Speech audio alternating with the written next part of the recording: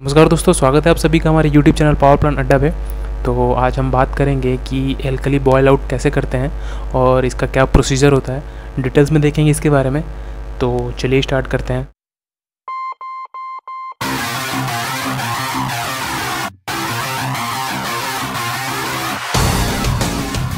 तो देखते हैं दोस्तों कि जो हमारा एल्कली बॉयल आउट है या फिर जो केमिकल क्लीनअप होता है वो क्यों करते हैं बॉयलर में।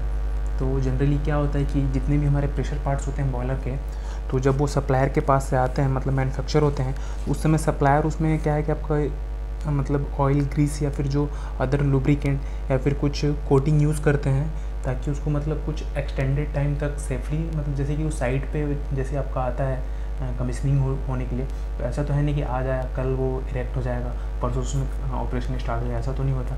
वो जैसे ही साइड पे आता है तो कुछ दिन साइड पे ही पड़ा रहता है। ओके, तो साइड पे प्रॉपर अरेंजमेंट तो रहता नहीं है, कभी बारिश में भीगता है, कभी इधर रखा रहता है। ओके, उसके लिए जो आपका मैन्युफैक्चरर रहता है वो क्या करता है कि उसमें इनसाइड में क्या करता है वो कि प्रॉपर कोटिंग या फिर कुछ ऑयल या फिर कुछ ग्रीस से वो मतलब उसका जो सरफेस है वो डैमेज ना हो, उसके लिए वो क्या करता है, मतलब वो उस ऑयल या ग्रीस को यूज़ करता है या फिर किसी कोटिंग को यूज़ करता है। ठीक, तो अगर इस ऑयल, ग्रीस या कोटिंग को हम रिमूव नहीं करेंगे तो जिससे क्या होगा ना कि अगर मान लीजिए वो आपके ट्यूब के इनसाइड रह गया, तो जब आपका बॉयलर लाइट अप होगा तो उसमें प्रॉपर हीट ट्रांसफ़र नहीं होगा। ठीक, जिससे कि आपका क्या होगा, एक तो ट्यूब पंक्चर होगा, आपका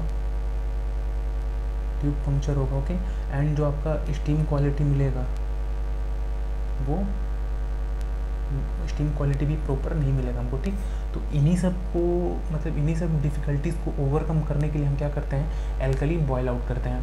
ठीक, तो एल्कली बॉयल आउट करने से पहले हमें कुछ प्री चेक्स देखने होते हैं। तो देखते हैं क्या क्या प्री चेक्स होते हैं हमारे। तो सबसे पहले हमें चेक करना रहता है कि जितने भी ड्रम के इंटरनल्स हैं ना, उन जो मतलब बोल्टेड, जो जिनको हम बोल्ट से टाइट किए हैं वो सारे प्रॉपर टाइटेड है कि नहीं। ठीक, वो चेक कर लेंगे। उसके बाद क्या चेक करना रहता है कि मतलब जो ड्रम के अंदर कोई भी हमारा लूज़ मटेरियल तो नहीं पड़ा, जैसे कि आपका नट बोल्ट हो गया है। ओके, या फिर और कुछ चीज़ जो छूट जाता है लूज़ मटेरियल, वो तो कुछ नहीं है। ओके, ये चेक कर लेंगे। उसके बाद क्या चेक करना है कि जितने भी आपके बॉयलर के इंस्ट्रूमेंट सैंपल लाइनिंग है, ठीक, जितने भी हमारे सैंपल लाइन है बॉयलर के, वो सारे आइसोलेट है कि नहीं, क्योंकि अगर उसको आप आइसोलेट नहीं करोगे तो वो उस इंस्ट्रूमेंट को डैमेज करेगा। वो जो आप केमिकल यूज़ करोगे आप एल्कली बॉयल आउट के लिए, वो उस इंस्ट्रूमेंट को डैमेज कर देगा। तो इसके लिए क्या करना है, हमें सारे इंस्ट्रूमेंट को आइसोलेट करना रहता है। और इसके लिए हम जो भी हमारे मतलब 2-4 इंस्ट्रूमेंट रिक्वायर्ड होते हैं केमिकल क्लीनअप के लिए, उसके लिए हम टेम्प्रोरी इंस्ट्रूमेंट लगाते हैं उसमें। ओके, और नेक्स्ट हमें क्या देखना रहता है कि जो आपका स्टीम सेपरेटर है ड्रम के अंदर, उसको हमें उसको निकाल के बाहर रख देना होता है। क्योंकि क्या होता है कि जब आप केमिकल क्लीनअप करोगे और जो आपका स्टीम सेपरेटर या स्क्रबर जो भी है वो अगर अंदर ही रह गया, तो उसमें क्या होगा कि जो सेपरेटर के अंदर जो स्क्रबर रहता है, स्क्रबर के अंदर कैसा जो आपका कोरुगेटेड सरफेस होता है ना, उस पर अगर आपका केमिकल चिपक गया तो वो उसको निकालना बहुत मुश्किल हो जाएगा। ठीक, तो इसलिए क्या करते हैं, उसको मैकेनिकल क्लीनिंग करके जब आपका केमिकल क्लीनअप प्रोसेस कंप्लीट हो गया तो उसके बाद हम उसको लगाते हैं। जब आपका एल्कली बॉयल आउट हो गया उसके बाद हम उसको लगा देते हैं। ओके, और ये भी इंश्योर करना है कि केमिकल क्लीनअप से पहले हमारा हाइड्रो टेस्ट हुआ है कि नहीं। ठीक, तो नॉर्मली ये हो ही जाता है, आपका हाइड्रो टेस्ट के बाद ही हम एल्कली बॉयल आउट या फिर केमिकल क्लीनअप की प्रोसेस स्टार्ट करते हैं। ओके, और क्या इंश्योर करना है कि जितने भी हमारे एक्सपेंशन रीडिंग के इंडिकेटर्स होते हैं वो प्रॉपरली इरेक्ट है कि नहीं, क्योंकि जब आप केमिकल क्लीनअप करोगे तो उस टाइम पे हमें ये भी नोट डाउन करना पड़ता है कि जो हमारा बॉयलर है उसका एक्सपेंशन कितना हो रहा है। ठीक, तो फ्रीली एक्सपेंड होने के लिए मतलब कहीं पे मतलब कुछ रिजिड सरफेस तो नहीं, ये मतलब रिजिड कुछ ऐसा टच तो नहीं होगा अगर वो एक्सपैंड होगा तो। ठीक, ये सब भी हमें चेक करना पड़ता है। और उसका एक्सपेंशन रीडिंग का जो स्केल लगा था वो भी प्रॉपर इरेक्टेड है कि नहीं, वो भी हमें चेक करना पड़ता है। ओके, और जैसे ही आप केमिकल क्लीनअप स्टार्ट करोगे उस समय हमें ये भी इंश्योर करना है कि हमारे पास प्रॉपर पीपी होना चाहिए, पर्सनल प्रोटेक्टिव इक्विपमेंट। क्योंकि क्या है कि अगर आपको मतलब अगर आप विदाउट पीपी केमिकल क्लीनअप कर रहे हो तो बहुत ही डेंजरस हो सकता है। ओके, तो इसलिए हमारे पास प्रॉपर पीपी जरूरी है। और जो हम जनरली केमिकल ऐड करते हैं बॉयलर में, तो उसकी क्वांटिटी कितनी होती है, वो जनरली आपका 3 गुना होता है आपकी, मतलब जितना आपका बॉयलर की कैपेसिटी है ना, वाटर होल्डिंग कैपेसिटी। मान लीजिए कि आपकी बॉयलर की वाटर होल्डिंग कैपेसिटी 200 टन है। ठीक, तो आपका जो केमिकल रिक्वायर्ड होगा 200 मल्टीप्लाई 3 हो जाएगा, ये कितना हो जाएगा 600 kg। ओके तो ये आपका एक मतलब एवरेज या फिर एक ऐसा बोल सकते हैं अंदाजन आपका 600 kg आपका केमिकल लगेगा। ओके इसमें जो है आपका 200 टन में हमने जो आपका सुपर हीटर का वाटर होल्डिंग कैपेसिटी है उसको हमने कैलकुलेट नहीं किया। क्यों? क्योंकि क्या है कि सुपर हीटर में हम कभी केमिकल फिलअप नहीं करते हैं, मतलब केमिकल नहीं भरते हैं। ठीक उसमें क्या होता है हम उसको हम केवल बैक वॉशिंग कर देते हैं सुपर हीटर में। तो अब देखते हैं कि प्रोसीजर क्या है हमारा एल्कली बॉयल आउट के लिए। तो सबसे पहले क्या होता है कि जब हमें एल्कली बॉयल आउट करना होता है तो उससे पहले हमें पूरे बॉयलर को डीएम वाटर से रिंस करते हैं। ठीक डीएम वाटर से रिंस करते हैं, मतलब डीएम वाटर से एक बार उसको पूरा पानी डाल के उसको ड्रेन कर देते हैं। और जो डीएम वाटर को उस समय टेम्परेचर रखते हैं वो अराउंड आपका 60 से 70 डिग्री सी रखते हैं। ठीक ना डीएम वाटर का टेम्परेचर, उससे एक बार रिंस करेंगे अच्छे से अच्छे से उसको फ्लश करेंगे। फिर क्या करना रहता है कि बॉयलर को हम इको के थ्रू फिल करेंगे। ठीक ना बॉयलर को इको से फिल करेंगे हम, बॉयलर फिल थ्रू इको। ठीक इकोनोमाइज़र के थ्रू हम बॉयलर को फिल करेंगे। उसमें उसके लिए हम बॉयलर फिल पंप का यूज़ करते हैं with help of boiler fill pump. ठीक बॉयलर फिल पंप का यूज़ करते हैं हम फिलिंग के लिए। और उसके बाद क्या करते हैं कि कुछ वाटर ड्रेन कर देते हैं। ठीक ना कहाँ से, मतलब मान लीजिए आपने बॉयलर फिल कर लिया through eco with the help of BFP. उसके बाद क्या करेंगे जो फर्नेस का बॉटम ड्रेन होगा ना, फर्नेस वाटर होल का बॉटम ड्रेन। ओके उसके फर्नेस बॉटम ड्रेन हेडर से ठीक उसको ड्रेन करेंगे। ठीक है फर्नेस का जो बॉटम हेडर ड्रेन होगा उसे हम कुछ वाटर ड्रेन कर देंगे। ठीक और ये मतलब पहले क्या कि हमने बॉयलर फिल किया through economiser with the help of boiler fill pump. उसके बाद जो फर्नेस का बॉटम हेडर ड्रेन है उससे हम कुछ वाटर ड्रेन करेंगे। ठीक और ये जो फिलिंग और ड्रेन वाला प्रोसेस है ना तब तक करेंगे जब तक आपको मतलब ड्रेन से क्लियर पानी ना निकलने लगे, तब तक हमें ये प्रोसेस करते रहना है।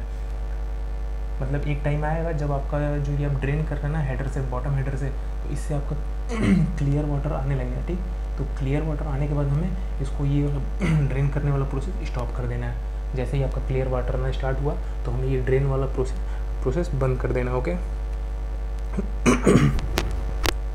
और उसके बाद क्या करना है कि जैसे अभी मैंने पहले बताया आपको सुपर हीटर बैक फिलिंग। ठीक तो सुपर हीटर बैक फिलिंग अगर अरेंजमेंट है बॉयलर में तो उसमें क्या करना है कि सुपर हीटर को भी हम फ्लश करेंगे। तो सुपर हीटर में बैक फिलिंग करेंगे तो क्या होगा, सुपर हीटर बैक फिलिंग होते हुए वो आप जो फ्लश मतलब सुपर हीटर को फ्लश करोगे तो उसका बैक फिलिंग जाके आपका सीधे ड्रम में जाएगा। ठीक मतलब क्या होता है कि आपका जब स्टीम बनता है तो स्टीम आपका ड्रम से निकल कर सुपर हीटर में जाता है। लेकिन जब हम जो बैक फिलिंग वही होता है कि सुपर हीटर को आप फिल करोगे और इसका जो एग्जिट होगा वो ड्रम में आएगा। मतलब सुपर हीटर को तब तक बैक फिलिंग करना है जब तक कि आपका ड्रम में जो आप बैक फिलिंग कर रहे हो या फिर बैक वॉश कर रहे हो सुपर हीटर को, तो जब तक आपका ड्रम में क्लियर वाटर ना आने लगे। ठीक जैसे आपका क्लियर वाटर आना स्टार्ट हुआ तो इसको भी आप बंद कर दोगे। ठीक इसमें वाटर फिल करके ही छोड़ दोगे आप उसको। ठीक ना इसको फिल करके छोड़ दोगे तो ये हो जाएगा आपका super heater back washing. Okay और इसमें इसके बाद क्या होता है कि जैसे आपने ये सारे प्रोसेस कर लिए, उसके बाद क्या होता है कि हम बॉयलर को मान लीजिए कि इसमें आपने थोड़ा सा ड्रेन किया था इस वाले प्रोसेस में, तो अगेन हम बॉयलर में थोड़ा सा वाटर की रिक्वायरमेंट होगा वो हम फिल करेंगे बॉयलर को। अगेन बॉयलर फिल करेंगे कहाँ तक, जो आपका ड्रम का मैन होल है ना, ड्रम मैन होल से बिलो 50 mm तक। ठीक कितना फिल करना है हमें ड्रम को, बॉयलर को, जो आपका ड्रम का मैन होल है, मैन होल से जस्ट 50 mm नीचे तक। ओके जैसे कि एक एग्जांपल मैं बताता हूँ। मान लीजिए ये आपका ड्रम है। ओके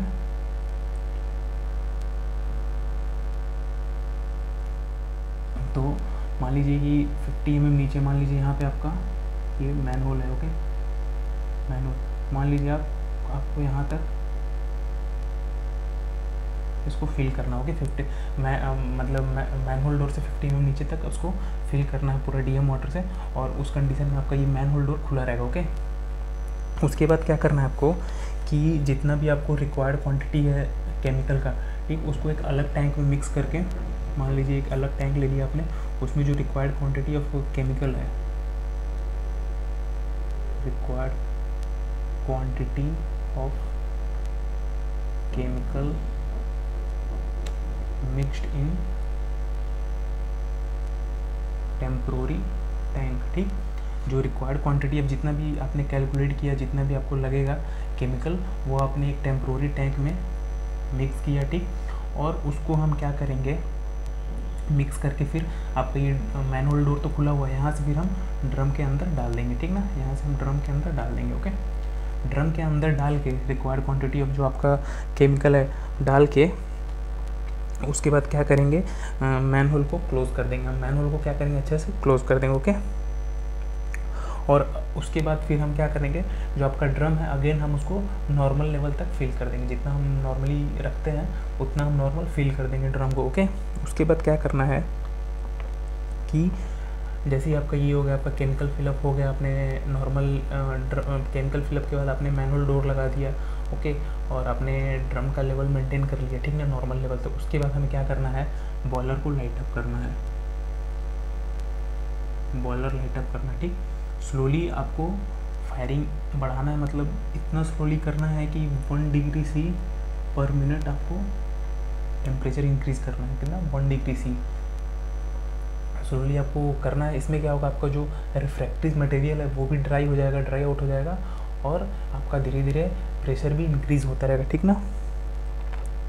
और आप इसको, इस प्रेशर को आपको इंक्रीज़ करके कहाँ तक ले जाना है, 10 kg पर सेंटीमीटर स्क्वायर तक, ठीक, 10 kg पर सेंटीमीटर स्क्वायर तक आपको इस प्रेशर को ले जाना है। ओके, और इसको मतलब पूरे दिन में, जैसे आपने सुबह में लाइटअप किया तो पूरे दिन तक आपको 10 kg पर सेंटीमीटर स्क्वायर ले जाना है, और आपको इवनिंग में अगेन इसको इवनिंग में हॉट बॉक्सअप के लिए डाल देना है, हॉट बॉक्सअप कर देना है, और पूरी रात उसको ठंडा होने के लिए छोड़ देना है, ठीक।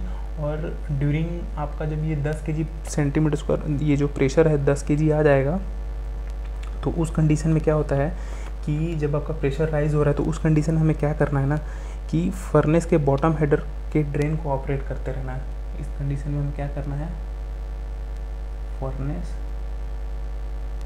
बॉटम हेडर ड्रेन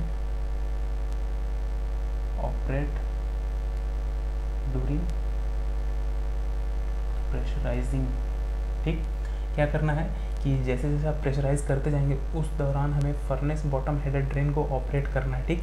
ऑपरेट क्यों करना है कि ऑपरेट क्यों करना है, क्योंकि क्या होगा कि जैसे जैसे आपका स्लज इकट्ठा होता जाएगा तो स्लज वहाँ ड्रेन से निकल जाए, ठीक। और ये जो प्रैक्टिस है आपका एवरी 2 आवर्स में करना है, ठीक, मतलब हर 2 घंटे में करना है इसको। ओके, तो ये मेन एक्टिविटी है कि आपका जैसे जैसे आप प्रेशराइज करते जाओगे वैसे वैसे आप फर्नेस बॉटम हेडर ड्रेन को ऑपरेट करते रहना हर 2 घंटे में, क्योंकि जो भी आपका स्लज इकट्ठा होते रहेगा वो धीरे धीरे वहाँ से निकलता रहेगा। ओके, और उसके बीच में जैसे जैसे आप ड्रेन ऑपरेट करोगे ना, उसी बीच में हमें थोड़ा मतलब इसका सैंपल भी चेक करते रहना किसी 1-2 ड्रेन से लेके कि उसका pH कितना आ रहा है, एल्कालिनिटी कितना है, ठीक, और कंडक्टिविटी कितना है, ठीक।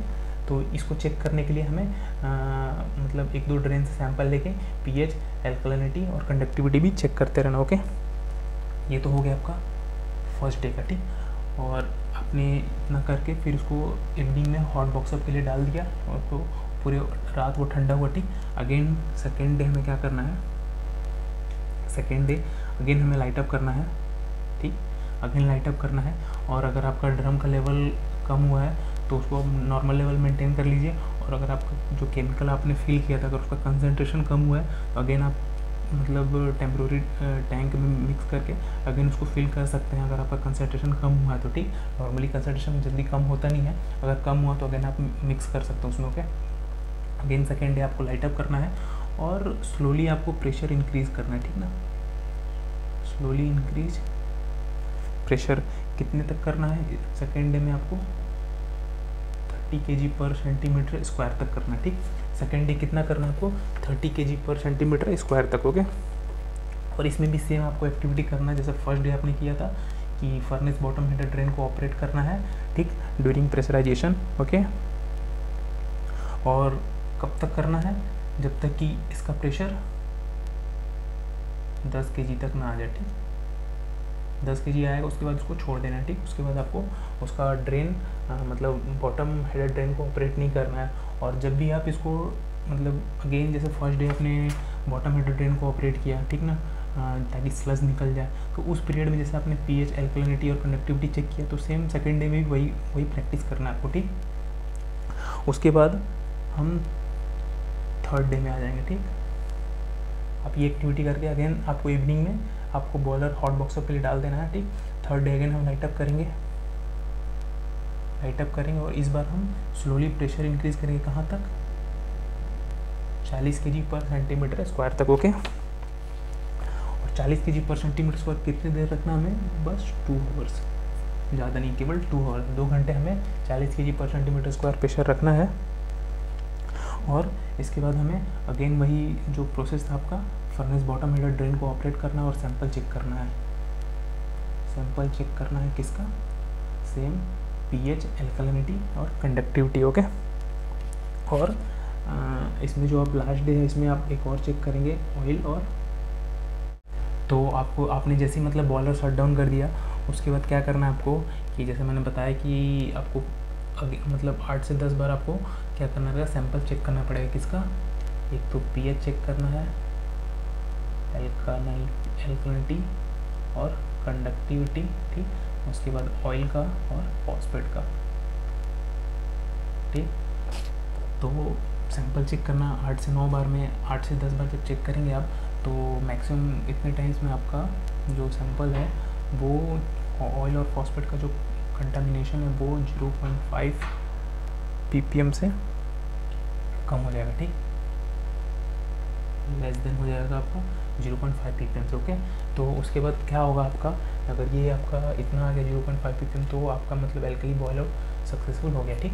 उसके बाद आपको क्या करना है कि ये जैसे है उसके बाद आपको अगेन इसको मतलब जो भी आपका केमिकल फिल है आपके बॉयलर में, उसको जो आपका फर्नेस का बॉटम हेडर है, बॉटम ड्रेन हेडर है, वहाँ से ड्रेन कर देना, ठीक। बॉटम ड्रेन हेडर से पूरे केमिकल को ड्रेन करना है विथ नाइट्रोजन कैपिंग, ठीक। जो ड्रम है आपका,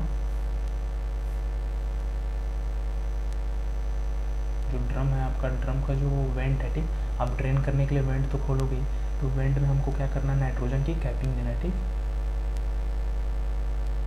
नाइट्रोजन कैपिंग, ओके। क्या देना है, नाइट्रोजन कैपिंग देना है, ठीक। नाइट्रोजन कैपिंग इसलिए देना है क्योंकि अगर आप नाइट्रोजन कैपिंग नहीं दोगे तो इसमें क्या होगा कि ये जो आपके ड्रम के इंटरनल्स हैं और जो ट्यूब्स हैं वो ऑक्सीजन के कांटेक्ट में आएंगे, जिससे उसमें इरोजन की प्रॉब्लम आ सकती है, ओके। तो इसलिए नाइट्रोजन कैपिंग बहुत ज़रूरी है ड्रेन करने से पहले। तो आपने पहले केमिकल ड्रेन कर लिया, उसके बाद आपको अगेन डीएम वाटर से रेंज करना है, ठीक। केमिकल ड्रेन करने के बाद हम क्या करना है, डीएम वाटर से रेंज करना है। रेंज करना मतलब डीएम वाटर उसमें फिल करके अगेन उसको ड्रेन कर देना है, ठीक। लेकिन ड्रेन करते टाइम हमेशा आपको ध्यान रखना है कि नाइट्रोजन कैपिंग बहुत ज़रूरी है, ओके। अदरवाइज आपके एल्कली बॉयलर का कोई फ़ायदा नहीं होगा, कोई मतलब नहीं निकलेगा उसका, ठीक। तो ये है आपका मतलब प्रोसेस। और अभी मैं बताता हूँ आपको कौन कौन से केमिकल यूज़ करता है, ठीक। तो इसमें जो केमिकल यूज़ होता है वो होता है आपका ट्राइसोडियम, डाइसोडियम और citric acid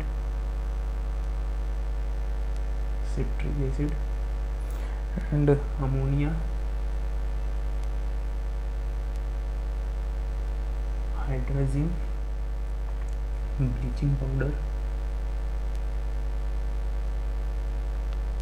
powder and lime powder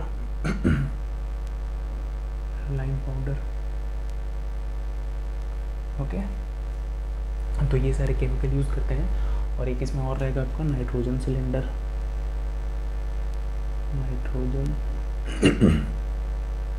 cylinder. Okay, और आपको मतलब केमिकल क्लीनअप से पहले एक और चीज़ का ध्यान रखना है कि जो आप ये केमिकल ड्रेन करेंगे ना, उसके लिए आपको न्यूट्रलाइजेशन पिट बनाना पड़ेगा। ठीक, न्यूट्रलाइजेशन पिट, क्योंकि अगर आप जो केमिकल ड्रेन करेंगे उसको ऐसे कहीं तो छोड़ नहीं सकते हैं, कहीं फेंक नहीं सकते, तो उसको क्या करेंगे, हम न्यूट्रलाइजेशन पिट में ड्रेन करेंगे और वहाँ पे इसको न्यूट्रलाइज कर देंगे। ठीक, तो एनपिट का बहुत मतलब एनपिट बनाना बहुत ज़रूरी है आपको एल्कली बॉयल आउट करने से पहले। ओके, तो ये था दोस्तों आज का वीडियो एल्कली बॉयल आउट पे।